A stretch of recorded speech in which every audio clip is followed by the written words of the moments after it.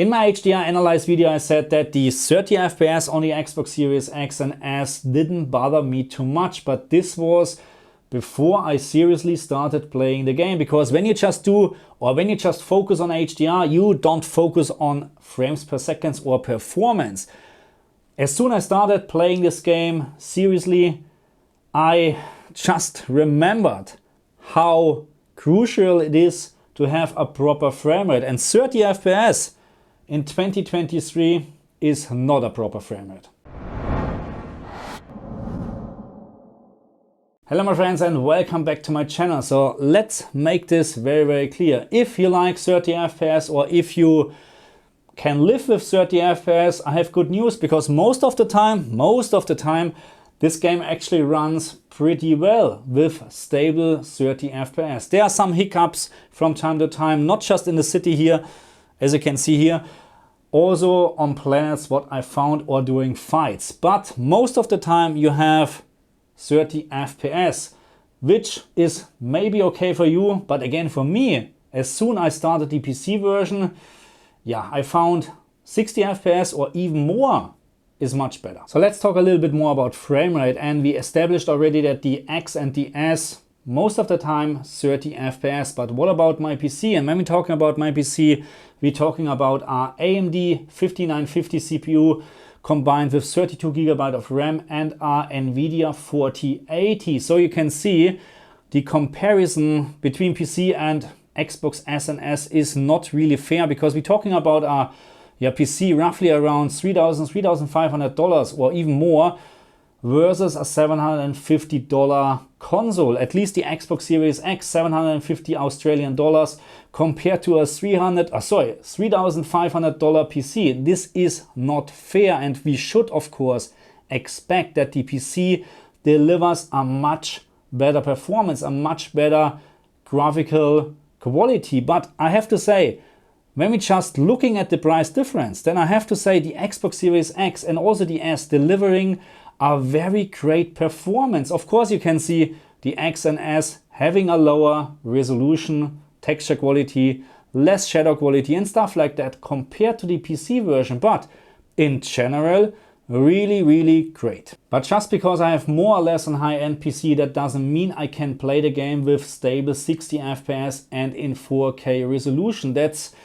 absolutely not possible without having FSR2 enabled, and even then with our resolution scaling of around 75–80%, I am not hitting 60 FPS all the time. Overall, I'm really happy about the graphical or visual quality. Let's say just graphical quality, because the visual quality, if you have watched my HDR SDR video about this game, that you know that we have terrible HDR and even SDR looks very washed out.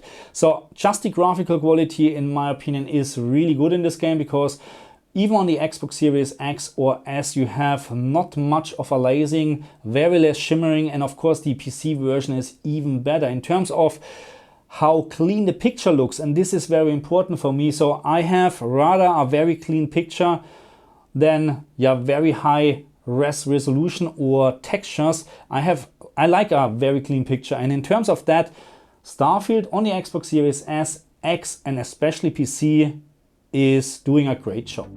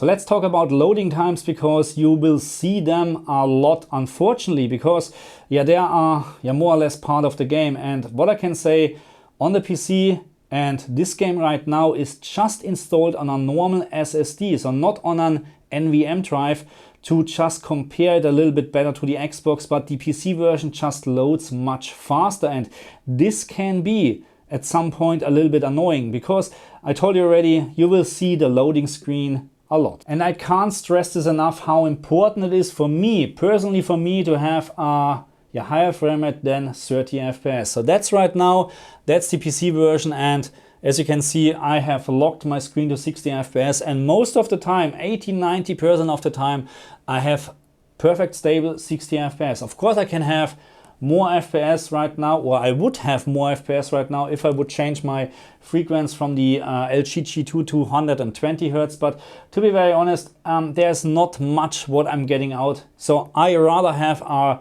fixed 60 FPS experience. And again, it's not fixed, because in the city, or when you fight, or when you travel, or when you run around, it will drop from time to time. And even when you go to this tree here, you can see actually now we just have 50 FPS left, 57.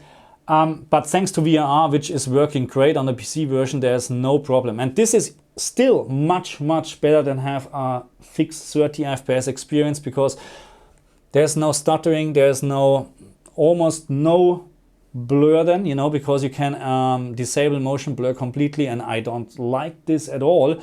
This is just a much better experience on the Xbox Series X, and of course compared to the Xbox Series S as well. So in my opinion, if you have a proper PC, then play it on the PC. But the problem is, and that's what I told you this already, you need to have a pretty good PC. My PC, 5950 AMD CPU, which is not the latest anymore, I get this, but there shouldn't be much of a difference when you play in 4K. Okay, it's 4K with FSR2, I get this. It's not real 4K, because without FSR2 it will be dropped probably to 40 FPS at the moment. So it's not possible, but it really looks good. So my PC again, 5950X AMD CPU and a 4080. Much more money. What is this? It is so much more money compared to an Xbox Series X or S. But yeah, you get also much more, you know what I mean? So yeah, you have to decide. I like this on the PC much better, but I fully admit that the Xbox Series X and the S are actually delivering a great performance when you just look on the price. Because in terms of price performance, in my opinion, the PlayStation 5, Xbox Series X and S are outperforming almost every PC. Thank you very much for watching me, and I'll see you next time. Bye.